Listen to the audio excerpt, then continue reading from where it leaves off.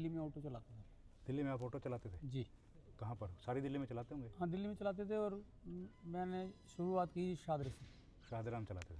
हाँ, शादरे से फिर जब मेरा वो लाइसेंस बन गया तो फिर मैं पूरी दिल्ली में चलाने लगा बगैर लाइसेंस के नहीं। परिवार आपका दिल्ली में? मूल रूप से दिल्ली के रहने वाले हैं? हाँ, मेरा जन्म पहाड़गंज में हुआ। बिल्कुल रेलवे स्टेशन के पास?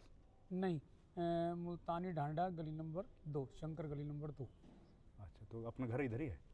हाँ, फिर यहीं मैं रहा तो यहीं काम करता रहा।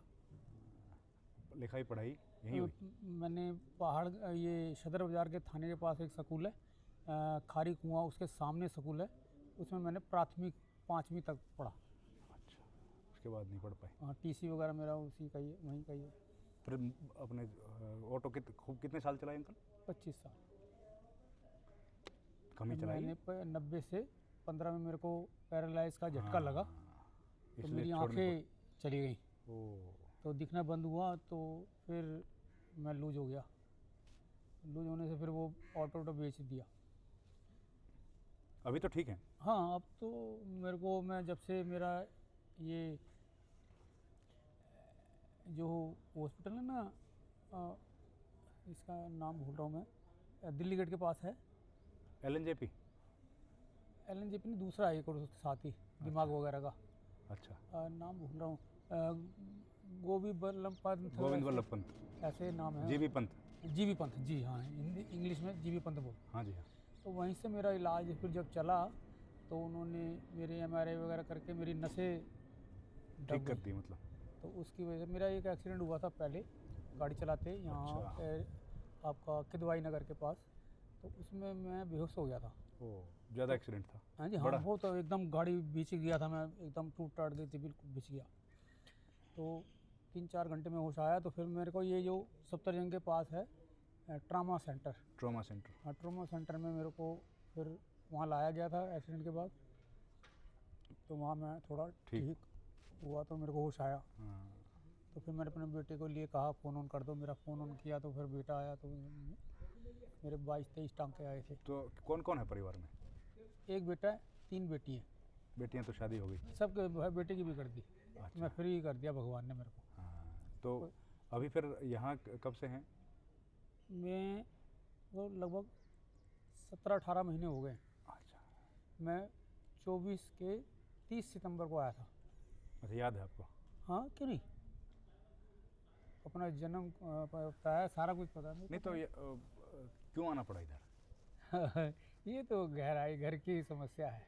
घर की कहानी है। हाँ, जब लूज हो जाते हैं ना, तो जैसे वो आप चप्पल पहनते हैं, जब वो ढीली या टूट जाती है तो फेंक देते हैं, वैसा। लेकिन आप तो अंकल बड़ी मेहनत करी आपने तो। अब देखो कौन जानता है इस बात को, और फिर मेन बात है ना, किसी की कमी है, अपने बच्चों की कोई कमी नहीं है। मेन पॉइंट है, अपने कर्म कभी पीछा नहीं छोड़ते हैं, कर्म के साथ चलती है कहानी। तो आपने ऐसा क्या कर्म किया? कहीं पीछे करा होगा तो वो भुगतना पड़ेगा। जैसे कि आप ला लीजिए, भीष्म पितामह जी थे, कहते हैं भगवान के दर्शन उनके सामने हो रहे थे, मगर उनके कर्म तो नहीं मिटे, कर्म तो पीछे लगते रहे। तो ऐसे बेटा मिलने आता है? हाँ, 2 बार ही आया, इतने टाइम के अंदर 2 बार ही आया। और पोता पोती बेटी? हाँ, 2 पोते हैं। अभी फ़ोन पे मैं उनसे देखता रहता हूँ तो खुश हो जाता हूँ। आते रहते हैं? आते पोता आया एक बार, छोटा सा था, जब बहू रानी लेकर आई। बेटा भी साथ में आया था, वो पिछली फरवरी में। हाँ। फिर हाँ। फिर मैं ही चला जाता हूँ, जब मेरा मन करता है तो मैं मिल के आ जाता हूँ। अच्छा, जाने में दिक्कत नहीं है? हाँ, जाने में कोई दिक्कत नहीं है। ये हमारे मैनेजर जी हैं यहाँ पर, प्रशांत जी, वो नहीं, वहाँ परिवार वालों को दिक्कत नहीं है मिलने जाओ तो? उनको क्या दिक्कत होती है, उनको क्या दिक्कत है? उनको तो जो मेरे पास था सब दे दिया उनको मैंने। हाँ, ठीक बात है। सब कुछ दे दिया उनको। अब मैं तो जब वहाँ घर में थोड़ी परेशानी करते थे तो फिर मैंने उनको बोला, भाई मेरे को खुद भी परेशान रहते, मेरे को भी करते, तो भाई ऐसा है, विदा करो। हाँ, मैं कोई नशा पानी करता नहीं हूँ, तो खर्चा मेरा कुछ है नहीं। मैंने कहा मेरे को दो टाइम खाना चाहिए, तो परेशान बहू करने लगी? नहीं, अच्छा, बेटा ही। बेटा जितना बेटे से भी ज़्यादा अच्छी तो बहू है। ओ हाँ, अब पढ़े लिखे बच्चे हैं, सब कुछ ठीक है, सबको पढ़ाया है मैंने अपनी अच्छा, बच्चे से पढ़ाया। हाँ हाँ, खूब अच्छा। जो मेरी एक बेटी तो स्कूल में पढ़ाती थी, प्राइवेट स्कूल में। तो बेटा परेशान करता है। नहीं नहीं, मैं कहा ना बेटे से भी ज़्यादा सुंदर बहू है, बेटा भी बहुत अच्छा है, सब कुछ अच्छा है। तो फिर यहाँ क्यों आया मैं समझ नहीं पा रहा।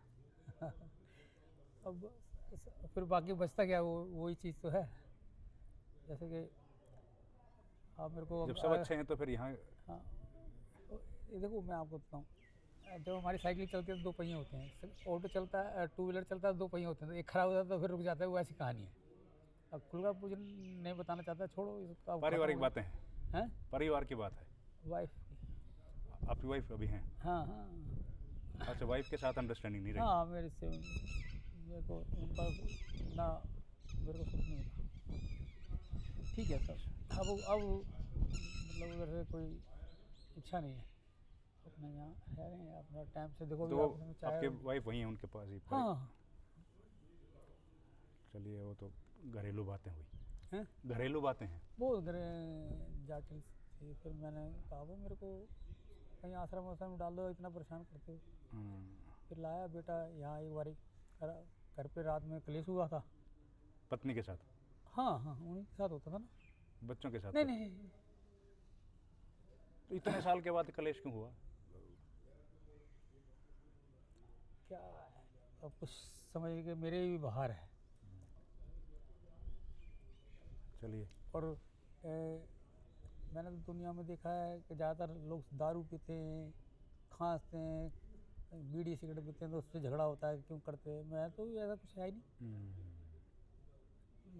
खाने का नशा है, खाना तो देखो पेट मांगता है, ठीक। तो वो खाना अब यहाँ मिलता है, घर से भी अच्छा मिलता है यहाँ पर। आप ध्यान रखिए अंकल जी। नहीं नहीं, ऐसा नहीं करो, ठीक। बेटा को भगवान खुश रखे, ऐसा कुछ नहीं।